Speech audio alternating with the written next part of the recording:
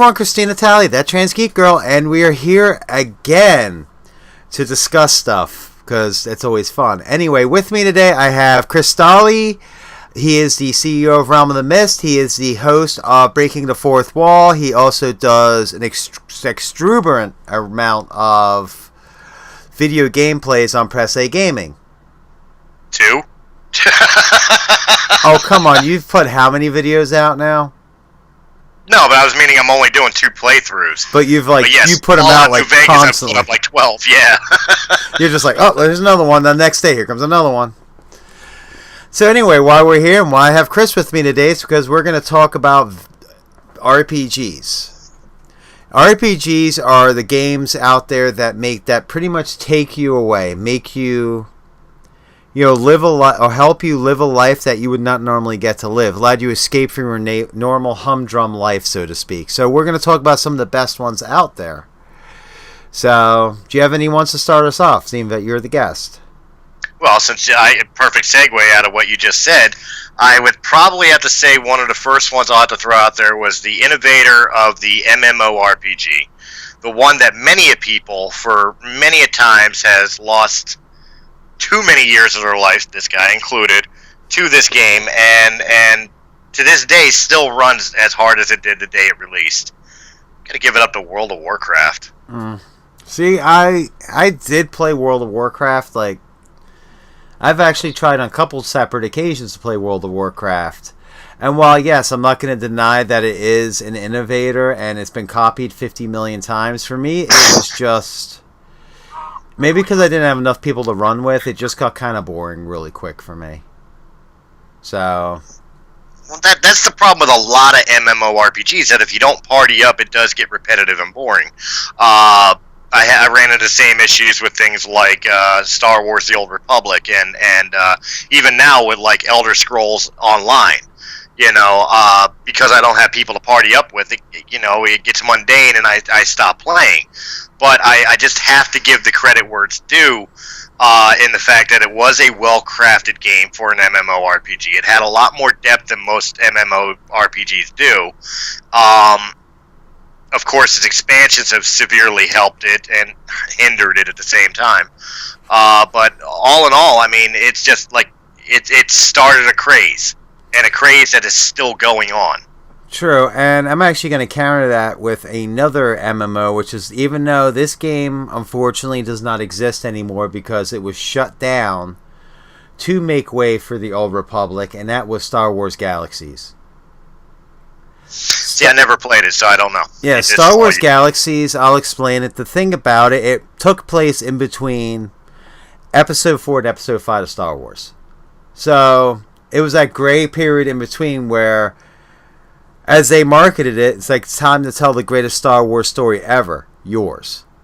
So, you start out, and it was a really interesting game. The skill sets were interesting, as you could take different skill sets and combine them together.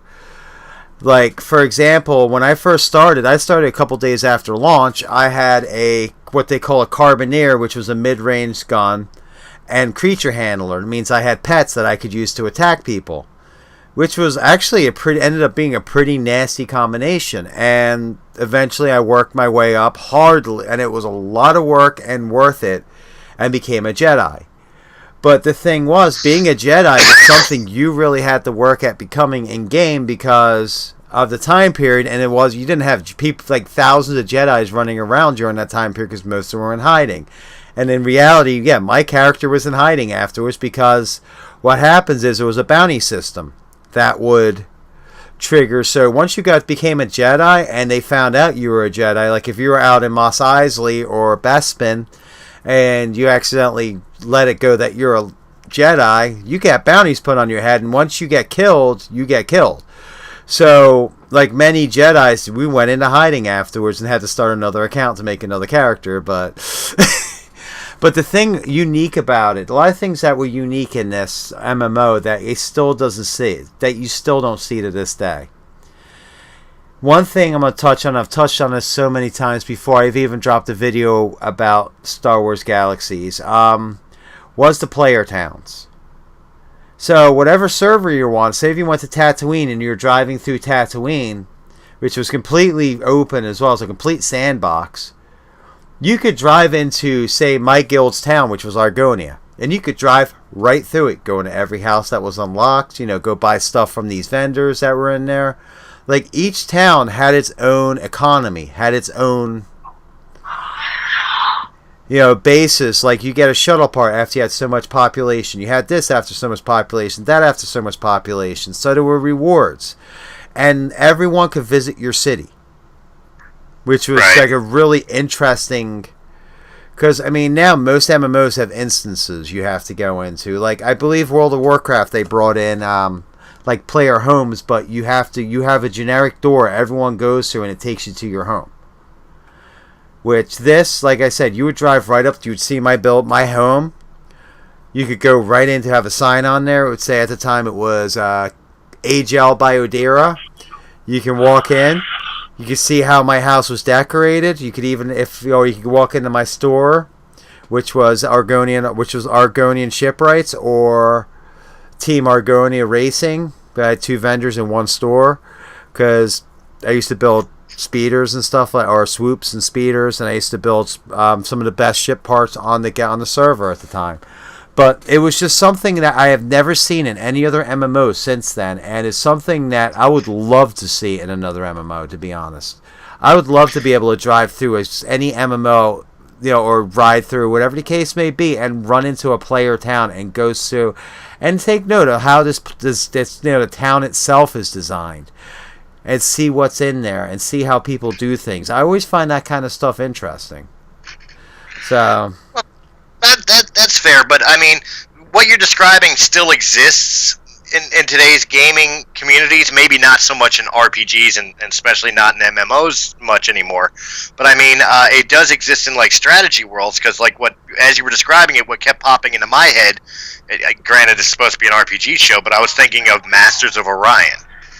Where you had your planetary and ecological and biological components to when you colonized planets and systems and started terraforming them to fit your species, your race, and then controlling the population, the taxes. Typical strategy turn-based game, but really with the fact that Masters of Orion is getting ready to release, if they didn't already release, a brand new game, which I played the beta of, and it's absolutely fantastic if you get a chance to play it.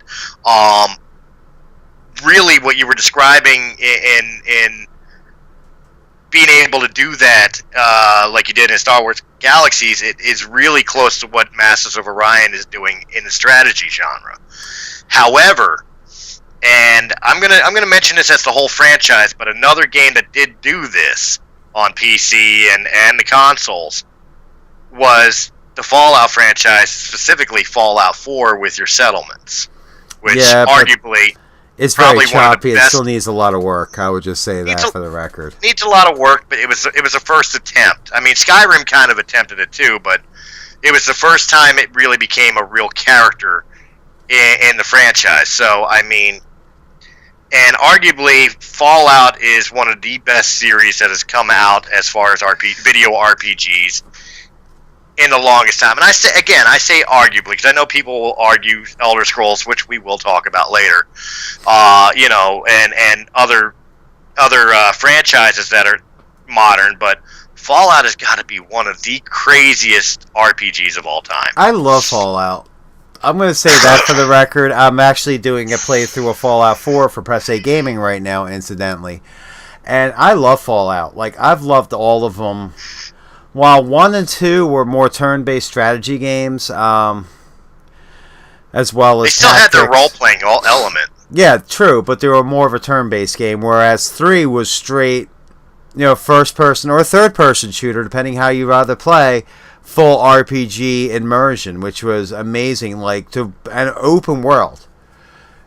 Open world, to me, for any RPG is very important, I believe, because...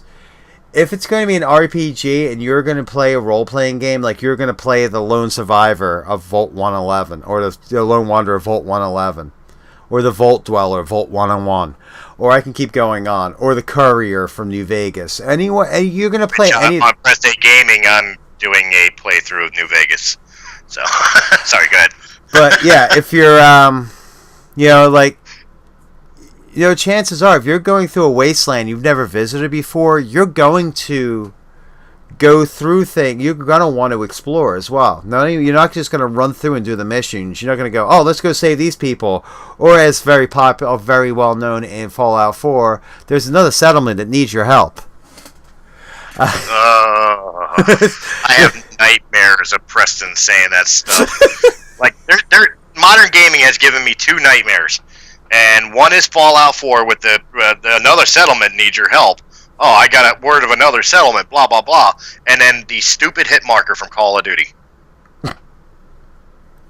I'm sorry, I had nightmares about it. Headshots with a sniper rifle, hit marker.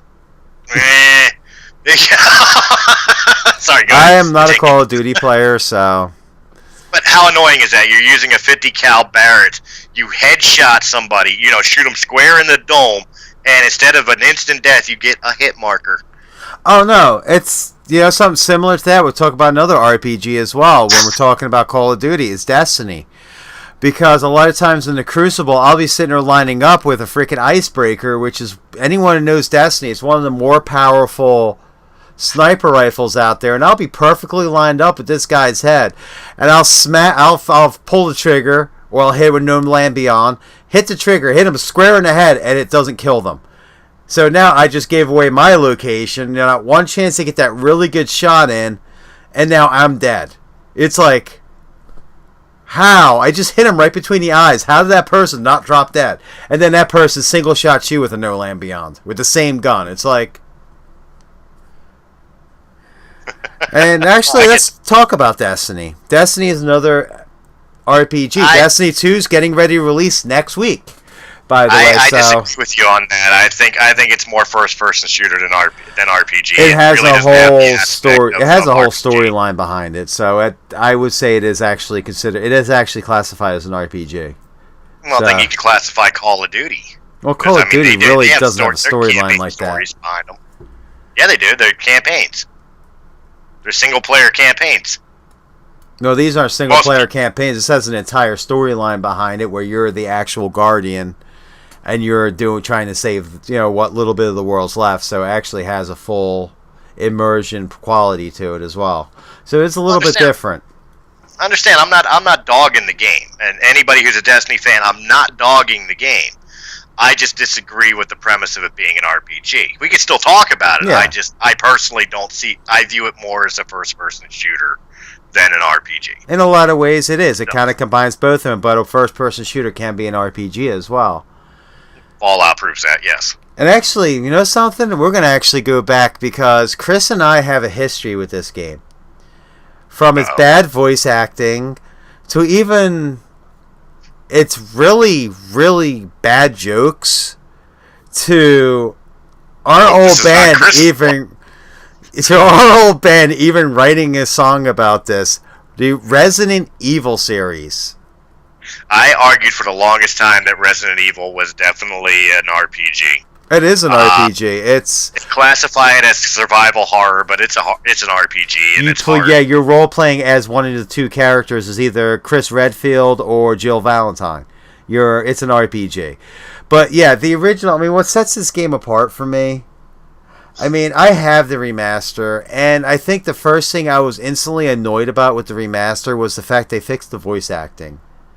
To me, the voice acting on the original PlayStation version and the original PC version, they both had the same voice acting. It was so god-awful that it was freaking amazing. Like, there's nothing like being creeped out playing 2 o'clock in the morning, sitting there in your bedroom as a teenager at the point in time, playing this, and you're walking around, you got that eerie music, you get a jump scare, and then all of a sudden some goddamn dogs had jumped through the window. Oh my god. Yes. Every freaking time. Or when you go outside and you see the crows out there, like, are these crows going to do something? Or are they just going to sit here? And all of a sudden there comes some super like, somebody, a character will say something like, there's one point where when you're playing Jill Valentine and you end up in this room and the roof starts coming down on you, and I can't remember his name now. Saves you. Barry saves you and goes, "You almost became a Jill sandwich," and you're like, all of a sudden the fear's gone, and you just almost start choking on yourself because it's so funny. Like that game was so sexist though, because if you wound up in that room with Jill, Barry would come save you. If you wound up in that room with Chris, you died. Yeah. Nobody saved your ass if you were Chris. No one everybody hates Chris. Yeah. Anyway, but yeah, I mean the whole series. I mean it's had its downfalls. It's had its not so popular series, but this game is now going on how many? It's got 6 main pieces as well as 2 revelations. It's got the Umbrella Corporation. I think they've got 8 or 9 games now. I mean, as far as the main numerical games, I think there's 7. I think it's 7 if you're not counting the remasters and the reboots. Because you have 0.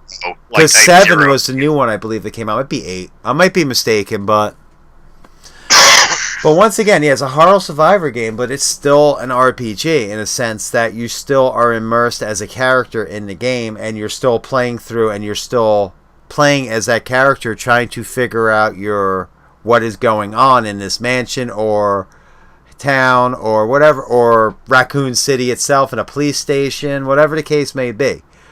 And all I'm going to say is there's fucking liquors in 2. Those fucking liquors in 2. Oh my god, they were a pain in the ass. Nemesis. Oh, fuck Nemesis. Resident Evil, I kind of fell off of Resident Evil after 5. I got annoyed with the way they changed it to basically Gears of War. With some of the elements still there, but for the most part they changed it to a third-person shooter. Yeah, I agree. They ruined the game for me. Give me back the whole mansion crawl, trying to figure out what puzzle piece will open this door, or cause that statue to fall to give me a crest to put in this spot here. Give me that. I have no idea what the hell I'm doing in the game until I figure out the puzzle pieces.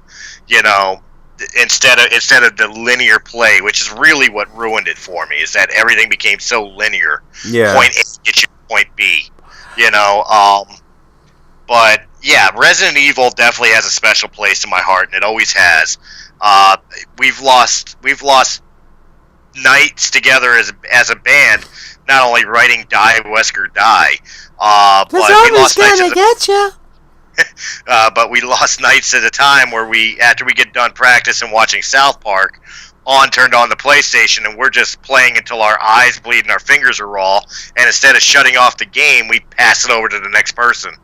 You know what I mean? And they keep going. we wasted hours. Actually, we're going to go back in time for one of the earliest, one of the earlier RPGs out there. Actually, also by the same producer that put out World of Warcraft. Let's talk about Diablo.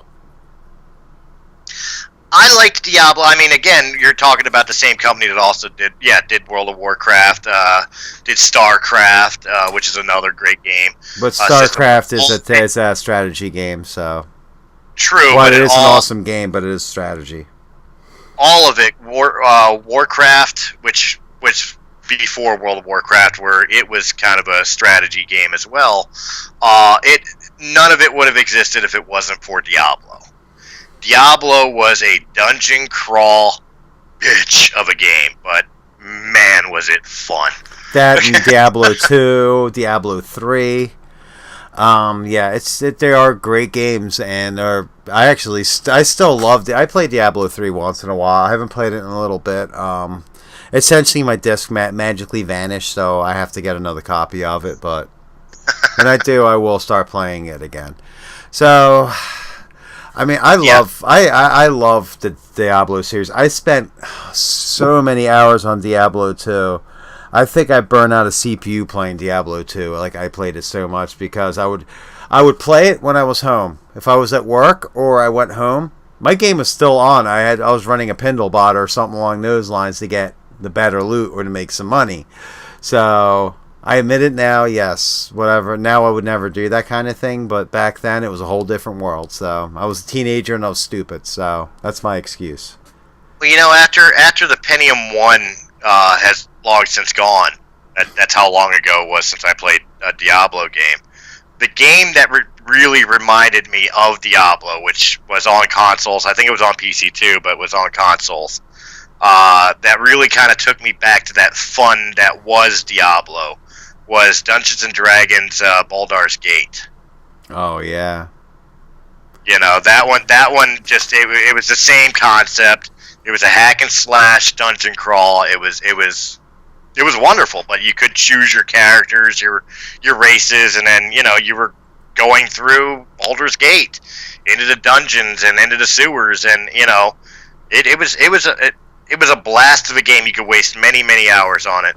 But I would be remiss, as much as I love Fallout, and I know we're going to go into so many other games. Oh God, yeah. I've got to say this beyond a shadow of a doubt.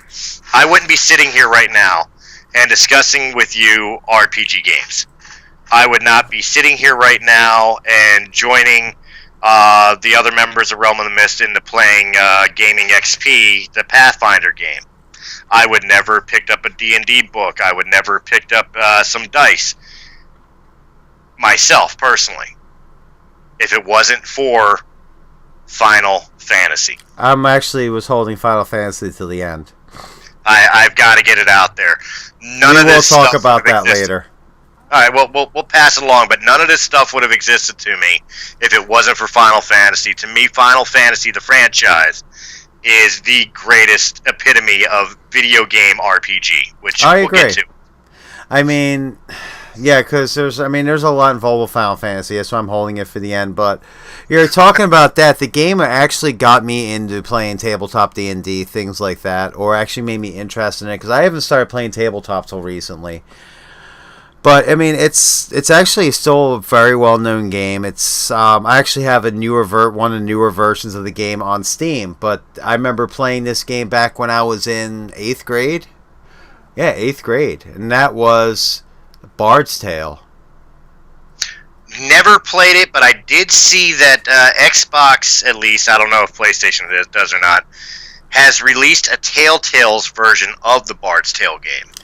There's an actual version of the Bard's Tale game on Steam as well, because I actually have it. But yeah, that was my introduction to that game. While it may not be the most well-known or one of the greatest dungeon crawlers out there, it was still a really interesting game back in the day. And I mean, there's so many out there. We could touch on these all day long, but let's talk about one of the big ones. Let's hit one of the big ones. Let's talk about the Mass Effect franchise. Well, you can't speak of Mass Effect until you speak on Dragon Age. Dragon Age introduced that both by the same company, you know, EA Entertainment and BioWare. Basically the same way as like Fallout existed as it became through Bethesda Studios because of Elder Scrolls. Mass Effect became what it became because of Dragon Age. True, because they used the same engine. Yeah, the same game mechanic, except for instead of taking place in medieval times, it became a futuristic, very open world futuristic gameplay. Yeah, I love the Mass Effect series though. I mean, I'm still kind of I have Andromeda. I have put a little bit of time into it. Unfortunately, there's been a lot of things going on where I haven't had the time to dedicate into playing it, because I know once I get into the game and play it like the other Mass Effects, I'm going to be literally locked into this game for like weeks, if not months. I mean, as far as my history with Mass Effect, I know the storylines back and forward. I played Mass Effect 1 32 times. I played Mass Effect 2 about 20-something times, all the way through from beginning to end. And I played 3 about 17 times, all the way through. So I've played the games. I've played every option. I've done the Renegade. I've done the Paragon. I've let the people die. I let the council die. I let them live. I did this. I did that. You know, I've tried to do every option I can to see the differences in the game. And one thing I do love about the Mass Effect series too is how the games are interlocked. And what I mean by that is, when you play Mass Effect 1 and you do your final save game after the game's over with, and you start Mass Effect 2, you can import your Mass Effect 1 save file. Now what that does, it brings the same character into Mass Effect 2, but also remembers your choices you made. And the same thing, and more so with 3. With 3 was more so. Like, so, you know, a decision you made in Mass Effect 1, the save you let the Council die. All the way through the rest of the game, that action was remembered. And that was one of the first games, I believe, that actually did that. Like, I think it's still one of the only games that does it through sequels like that, where it remembers everything you did in the past. I mean, games do it internally now. Like, Fallout 4 has a system like that, but it's just one game. We're talking a span of 3 games that remembered everything you did. So, you know, if you punch the reporter in the face in the first movie and in the first game, in the third one, when you see the reporter again, that reporter remembers that you socked her in the face. So, right. It's, you know what I'm talking about. No, I do, and I agree with you. That was definitely one of the coolest. I mean, it was so cool they even added achievements to it, of transporting your character from 1 to 2 and from 2 to 3. My only issue with Mass Effect, and I can't speak on Andromeda. I'm not going to speak on Andromeda. I've not played it. I've seen some gameplay. I've seen some negative critiques of it. You know, I haven't really seen a whole lot of positivity towards Andromeda, but I'm not going to go off of critics. I will make my own judgment when I pick it up and play it. But as great as the Mass Effect series was, that god-awful ending in 3. It was a slap in the face. Mass Effect would have been higher on my list. Like, if I was doing a top 10 list, Mass Effect doesn't break past 5 because of 3's ending. Well, they did try to retcon it. Ending, it would be in the top 3. They did try to retcon it. At least I give them that. They gave a slightly better ending, but it still wasn't the ending we wanted. I understand that they had to kill Shepard. Okay, I'm fine with that. So it's not like, oh no, Shepard died. I don't care that Shepard died. Personally, I'm fine with Shepard dying. What annoyed me was it just was like, whatever. Let's just show the Normandy crashing and now it takes back off again. Like, wait, what? Like, at least with the director's cut ending they put out, it made more sense and it was more forgivable. But it's still, like, especially the amount of time and the amount of money you have to sink into a Mass Effect game to complete the game. And I say that because Mass Effect is one of those games where, if you remember on one of my earlier shows, which was DLC which was episode 8, I believe. Which also Chris joined me on. We talked about Mass Effect. And the funny thing is, I actually looked after this. I went on my Origin account because I have Mass Effect 3 on PC. And I actually counted up the missing DLCs to count up DLCs, and it was like $100-something in DLCs. Worse though, talking about DLCs, bitching real quick, just to go sidetrack. I was pricing my Sims 3's DLCs I don't have, and it was something like $370 or some insane amount like that to get all the Sims DLCs. I mean, that's ridiculous. EA's famous. As much as we were talking about the DLC this, and we probably could have done a DLC this part 2. Oh, I'm sure. Because the simple fact is, EA, out of all the gaming studios out there, and there's a lot of gaming studios that like to play the pay to play or giving you half-finished game content or whatever the case may be. They excel at it. EA is one of the biggest defenders of this, you know, and luckily, the only thing I can give EA is they listen to the fans when it comes to, like, Battlefront 2. Because of that factor, because people were so pissed that, like, you got nothing out of the game in Battlefront 2. Because you got nothing out of the original Battlefront re-release for the next-gen systems and all that. But they admitted they rushed it out for The Force Awakens. You know, and the DLC wasn't too terrible. The nice thing is they did put it on break after a while, where it was relatively cheap to get all the different maps and stuff of that nature. And they listened to the fans by adding the first-person campaign, and for the most part, it looks like they are going to be doing DLCs, but it's not going to be as terrible as it's always been. But previous games, just like their sports series, that in itself is a cash grab, because you go buy Madden 2010, and you've got all the teams, you got all the players, blah, blah, blah, blah, blah, blah, blah. Then next year comes Madden 2011. It's the exact same fucking game, but you paid $60 just to have the updated roster. Mm-hmm. Pretty much. Yeah, EA Games is horrible for this. I mean, they have put out some great games, but we just said something about, you actually just gave me a great segue, which I'm going to play off of. So you talked about Battlefront. Let's talk about some of the Star Wars RPGs that were amazing, such as the Jedi series, like Jedi Academy, like that whole series of games. Like, we have to be honest here. The Star Wars games that have come out as some of the greatest RPG games that have been out there. Oh, absolutely, and I think to be fair, Jedi Knight 2, Jedi Outcast was the first introduction I ever had to online play. A buddy of mine in Colorado introduced me to the game, and when he did, he introduced me to the online, and running around, battling a bunch of other Jedis, joining a land crew, and, oh my God, it was absolutely fascinating. But, the thing that drew me, not so much with I think it's Dark Forces is technically the first of the Jedi Knight trilogy. Dark Forces, I think, was a different series altogether. I forget what number 1 was. I think that was Academy. No, Academy was 3. Hold on, I can find out for you. I have all of them on Steam. Let me see if let me get my Steam up here. So please hold while I'm doing that. So just keep talking. While you're looking it up, I mean, I got nothing against Jedi Academy, because Jedi Academy, again, like I said on More of the Stars earlier tonight, my daughter was named after a character from Jedi Academy.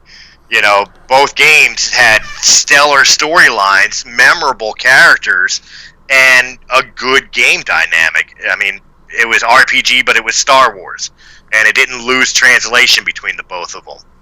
But again, it was more of an action-adventure type RPG as opposed to a good, stats and turn-based system, I guess you could kind of say, RPG. To that aspect, I've got to give it to the Knights of the Old Republic. Yeah. Okay, so the first Jedi Knight game is Mysteries of the Sith. Okay, yeah, I've never played it. Yeah, I have Mysteries of the Sith, all the Jedi Knight game series, which I actually own, which I believe is all of them, is Mysteries of the Sith, Jedi Outcast, Jedi Academy, Dark Forces. Well, actually, Dark Forces technically was not in Jedi Knight. I have it, but Jedi Knight was Dark Forces 2. And then they went on to, but yes, KOTOR. KOTOR is another one of those awesome Star Wars, like they just like the Star Wars games with Lucas, like they can I tell you something, LucasArts can screw up an MMO like no one's business, but they hit home runs with their single player RPGs every time. I will say that for the record. Like, KOTOR, amazing game series. Force Unleashed, there's another great series, another RPG series. While shorter than the other one, still an amazing. I absolutely love the Star Wars RPGs. Well, that's where I was going to go with it. If you love the Force Unleashed games, if you love even nowadays running around on the Old Republic MMO, you have Knights of the Old Republic by LucasArts and BioWare to thank for it. Because if those games did not exist, these games would never have been created. Well, let's not forget that BioWare only published the second one. So right, they did Obsidian the second one. Did the first one, and what happened was when Obsidian started producing the second one, and LucasArts took the contract from Obsidian and gave it to BioWare and told BioWare to finish it, but they put them under 6 script. Like, the only thing that bothered me about KOTOR 2 is it was a little unfinished, and the reason behind that is because LucasArts wanted it at now, and they didn't really give BioWare enough time, which at the time was a brand new company, enough time to fully put out. So they had to cut a lot of content out of the game to get the game out on time.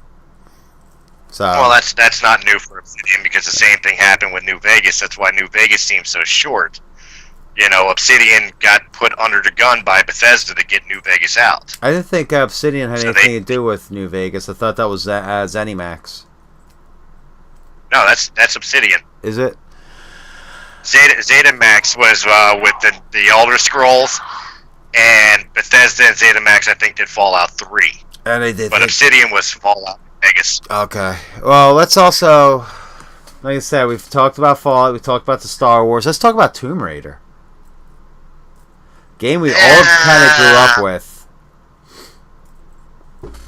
It's another one of those games that I'll argue the point about it being an RPG. To me, calling it an RPG is like calling The Legend of Zelda an RPG. Technically, They're really not. They have elements. Well, the newer ones more so. The reboots more so. Because the new ones follows the new ones, maybe not so much the older ones such as Tomb Raiders 1 through whenever, The Last Revelation, Chronicles, the Anniversary, all those, they are, but they're not. But like Tomb Raider, Rise of Tomb Raider. Yeah, I can speak. Rise of Tomb Raider. Both of those games, I mean, I love those games.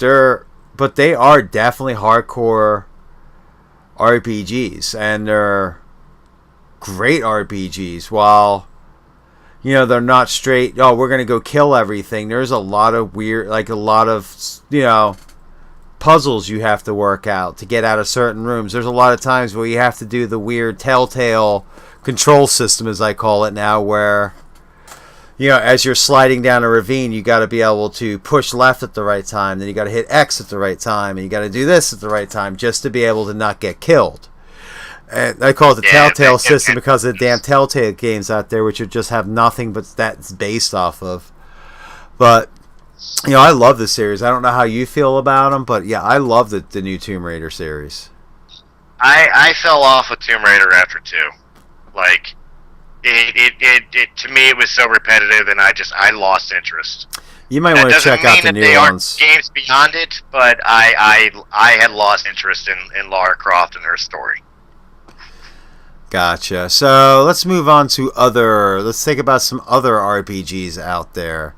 There's one. I got one as well, but we were just talking about Fallout. Let's talk about Bethesda's other attempt. The Elder Scrolls? No. Their Fallout-esque game they brought out, which kind of didn't do as well. Rage. Don't have an opinion on Rage. I never played it. Rage is I didn't like it as much. I mean, I'm not going to lie. I did not like it as much. It was an interesting game. See, I thought you were going to go Dishonored. No, Dishonored is amazing. That's not an easy game. It's like Dark Souls. Dark Souls is like the devil. But yeah, Rage it's also put up by Bethesda and I believe ZeniMax. It's built on the same engine as Fallout, but I think it just kind of fell short. So it just proves that not the same thing doesn't always work. So any reason I wanted to bring that up. But yeah. Yeah. Go ahead, sorry. We could talk. You want to talk about old RPGs? I know you've had to have played this. Sid Meier's Pirates. Well, you sailed around. The only Sid Meier game I ever played was Civilization. Wow.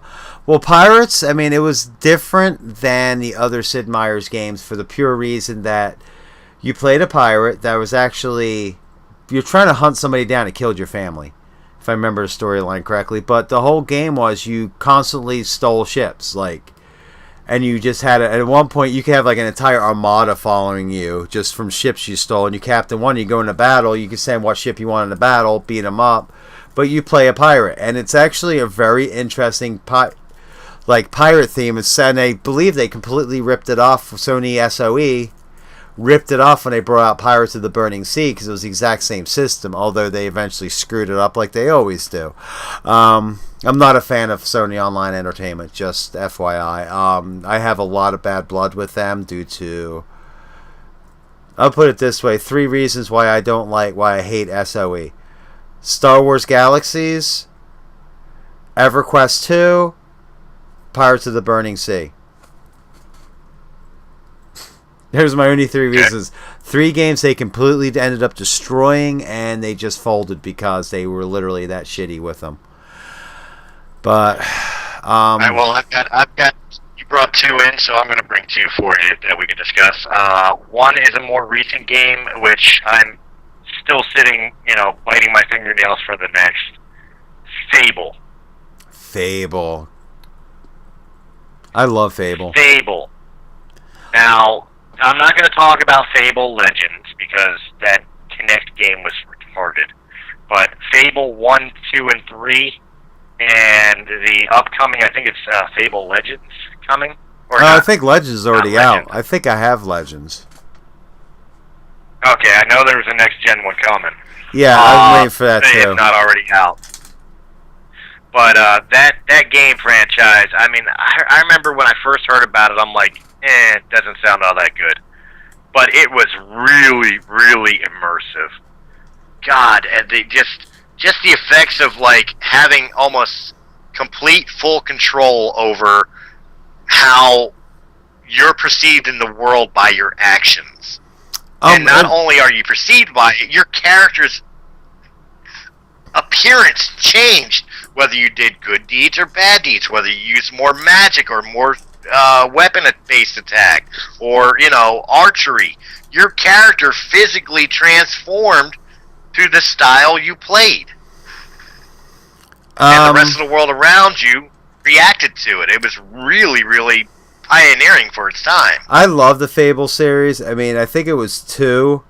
The first one I ever played was 2, because 1 was originally just for Xbox, and then they remastered it and brought it out later. So I bought 2.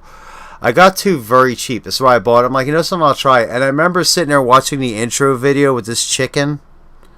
And anyone who's played Fable 2 knows what I'm talking about, the chicken intro video. And I was like, this is entertaining and fun. Like, oh my god, this poor chicken. Like, and then it ends up dying anyway at the end. But it was like, it really hooked me on the game. And I love the Fable series. In fact, I'm going to play through them again eventually. But I've been thinking about it too. I've got to play it on my one.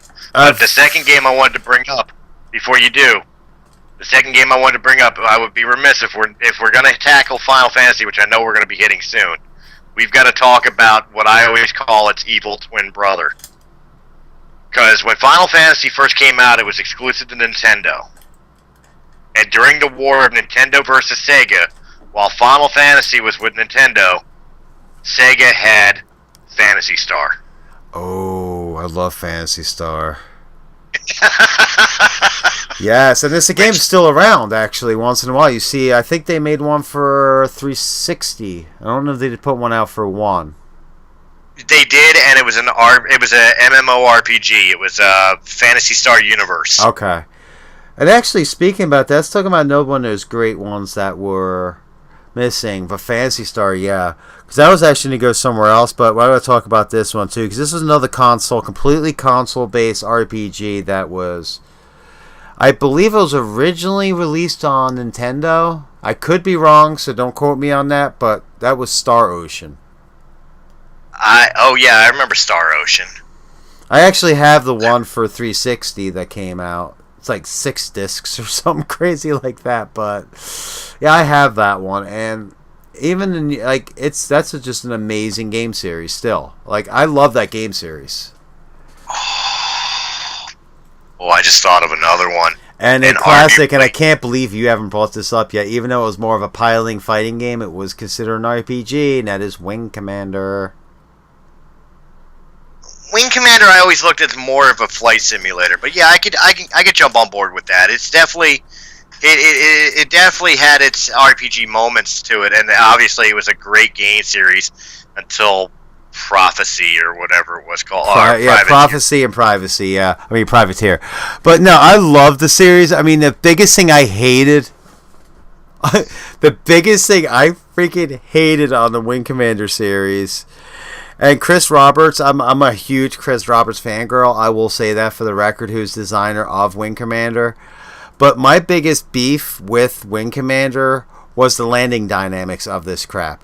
Like, it's nothing like completely built, beating the lever-loving dog shit out of the Kilrathi, coming back to base and then crash landing into the Tiger Claw because you didn't line up right. Like, fuck. There was only one flight game that had a worse landing sequence than the original Wing Commander. Top Gun? And that was Top Gun. I have Top Gun for Nintendo, by the way, so yeah. Oh my god. Yeah, but, it was like virtually impossible to land. Yeah, it's... So, moving on. Another RPG we have to mention because it's arguably one of the greatest video game RPGs ever made. Chrono Trigger. Chrono Trigger is awesome. What about Xenosaga, too? Xenosaga, yes. Xenosaga was a hit and miss. The first Xenosaga was great. The third one was great. The second one was garbage. Really? I didn't play the second one for some reason. Honestly, I got the first one, didn't realize it was the second one. It came out for a while. Right. And by the time it came out, it didn't have that console anymore, so it was kind of like, oh well, kind of thing. I just kind of moved along. Oh no, it was PlayStation 2, I think. Yeah, it was PS2 that all of them were. Yeah, on. I just didn't realize until like later that there was an episode 2 or episode 3 that came out because I wasn't following. But yeah, I mean, or how about this old classic PlayStation game for you? I'm assuming I'm saying, like, I can't believe we didn't say this earlier. Parasite Eve.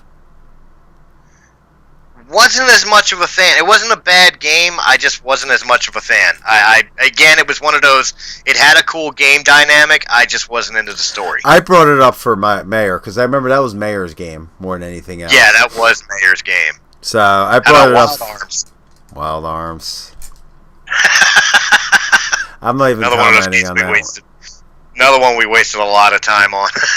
So we're actually getting low on time, so now we're going to bring out the behemoth, the all-time, what I feel, and I'm sure Chris may actually agree with me, one of the few times this happens, one of the behemoth, unstoppable forces of the RPG world.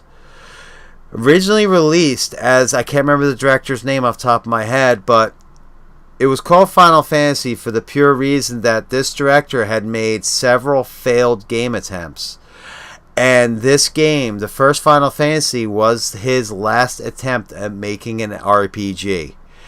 And it wasn't just him, it was the studio, it was Squaresoft, yeah, in general, yeah. And they were here they are now with, I would say, 15 pretty amazing games and one really shitty one. Because, I'm sorry, Type Zero was shitty. Type 0 was god-awful. Okay, you're being nice because I can name a couple others that were god-awful, like Final Fantasy 2. 2 can be forgiven because of the age. Because of the age, I'll give you that much, but the whole entire level-up system of 2 was just I can't blame them for trying something different, but yeah, the levels system was horrible. Then you have 3. But here's the thing that gets confusing. We're talking about the Japanese numberings right now off them all, right? Yeah, we're talking about the legitimate numbering, not the Americanized numbering. So reality, the Final Fantasy 1 that everyone in America realizes is Final Fantasy 3. No, it's not. I thought it was Final Fantasy 3. Final Fantasy 1 was Final Fantasy 1. 3 was never released in the United States until 16 years after it had already released in Japan. We had never even seen 3. I mean, until X and X2. X2, a lot of people didn't like it. I didn't mind it. While it did have its annoying points, like the whole costume thing that completely changes your character's like stats and what they can do, was kind of annoying, but I could forgive it because the story was pretty excellent. 11 really doesn't count because it's an MMO. 14 doesn't count because it's an MMO. 13. It's fair to count them because 11 was harsh. It was their first attempt at MMO, and it really didn't work that well. However, it lasted for years, so that is still around today. So it did something right there.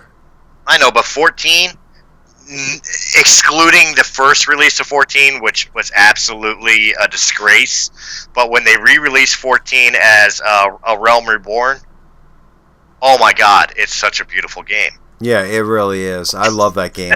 I just haven't played in a little bit. Also, like 13. I like 13, but there were some points of it which I really didn't settle right with me. Like the whole sacrificial thing going on and everything else. It was kind of weird for a Final Fantasy game, but I still liked it. I'm pretty much going on my film more up to my favorites. 8 was pretty cool with the whole seed thing. It was different. I see what they did there, and they brought in the card game in that one, which was kind of interesting. 15 I'm actually playing through now, and I love 15. 15 is freaking amazing. And then I'm sorry, my all-time favorite. I'm kind of going in the order of the ones I played that are my favorites to my ultimate favorite. My ultimate favorite has been, and yet they have not been able to top this, is 7. 7 I have wasted so much time playing. I have it for PC. I actually have 3 I think I probably own 3 copies of it for PC because I bought it from the Squaresoft site, then I lost it, then I lost the key and I couldn't re-download it because some other problem. I have it for the original PlayStation disc still, and then I have it on Steam. I'm pretty sure I have it on Steam. Yeah, I have it on Steam. I have them on PS3. I bought them on the PlayStation Store. All the Final Fantasies that were on the PlayStation 1, I bought off of PlayStation Network and downloaded on my PS3. See, Steam was nice to me because Steam actually has a lot of the games on there. Like Steam, I don't have all of them, unfortunately. I have, as of right now, as far as Final Fantasy, I have 3, 4. I don't have 5. I do have 6. I have 7. No, I don't have 6. I'm sorry. I have 4, 7, 8, 9, 10. 10 too. I don't have 9, which is kind of annoying me. I do need to buy 9. And then I have Final Fantasy 14. Yeah, you're talking about a weird Final Fantasy. I kind of did like 9. I liked 9, but it was weird. It was really weird, but here we go. Seeing we're talking about Final Fantasy, and we're getting ready to end the show. Out of all the Final Fantasy main characters, they all seem to have a common theme running through them. Do you agree? That they all seem to get fucked in one way or another, and not in a good way. Oh, if you want to talk about characters that get fucked, you mentioned one of your favorite Final Fantasies was 8. 8's ending pissed me off so much. Oh my god. So would this be your choice? Would that be your choice of like the most fucked over character in Final Fantasy? I don't know. That's kind of a toss-up.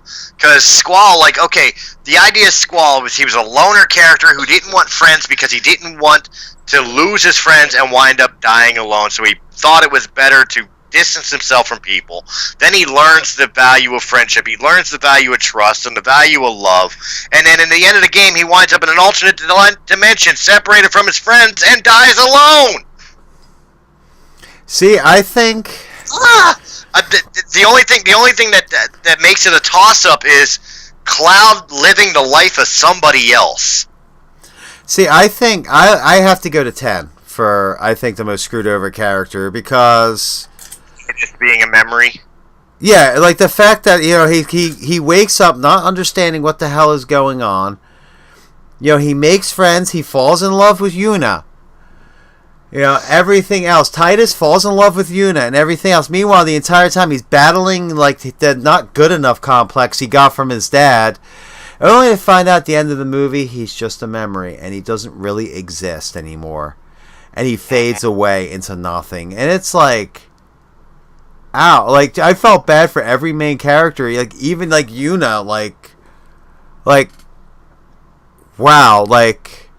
You fought to save the world. You weren't even a part of it. Like, and you didn't even realize you weren't a part of it. Like, that's rough. Any way you look at it, that is rough. Oh yeah. Like, but I mean, granted, I haven't finished 15, so I don't know what the character twist is on 15, other than the fact that what I know from the beginning, from how far I've gotten into it, that the the prince and his bodyguards, have to, pretty much their kingdom gets burnt to the ground. But I don't know anything else because I haven't finished it and I don't want spoilers. So do not put spoilers in my comments. I will say this, that Final Fantasy also had a unique thing where, pretty much in every game somebody gets screwed, but it wasn't always the main character. Like when you think of Final Fantasy 13, for an example, Lightning didn't really have too terrible of a run in the game, comparatively. But you look at, the two people from Grand Pulse, the two women from Grand Pulse, I can't remember their names off the top of my head right now, or Hope. God, their stories were completely screwed. Or what's his name? The dude. What the hell is his name? I haven't played 13 in a while. But yeah, Lightning didn't get it too bad. The other dude got it really bad. The Resistance fighter. The guy who wore the trench coat. Yeah. Snow. And then the black dude with the chocobo used to crack me the hell up. With the chocobo pop out of his fro all the time. I was like, bloop. I was like, really? I'll tell you the character I was most sympathetic for, and it was in Final Fantasy IX. Vivi. Oh, God. Yeah, Vivi. Looked strangely like Orko, didn't he? He looked awful like Orko from He-Man. He kind of did, but he was a throwback to the original Black Mage of Final Fantasy 1. But you felt so bad for Vivi throughout that whole entire game. So, we're going to cut this off here. Hope everyone enjoyed the episode tonight. Do me a favor. Leave me a comment. Tell me what RPGs that you think are the most memorable in your lives. Also, give us a comment about Final Fantasy. Tell me what one of your favorite Final Fantasy episodes and which Final Fantasy character do you think got the most screwed over in all the Final Fantasy series. And remember, we also have a contest running as well that if once we get to 100 subscribers, I'm going to be issuing a giveaway. So make sure you guys subscribe. You like? Yep, exactly. And make sure you guys subscribe and you like these videos. You comment. Let me know what you like, what you don't like. Also, things of that nature. So, Chris, where can they find you? You just like Sid in Final Fantasy. You can find me pretty much everywhere on Realm of the Mist Entertainment. I love Sid. I love Sid, but he, you know what? He's the I gotta say this. It's 7. I like 7 Sid. Sid is the character that has been screwed in every single Final Fantasy because he's been in every single Final Fantasy, including Spirits Within. Yes, he has.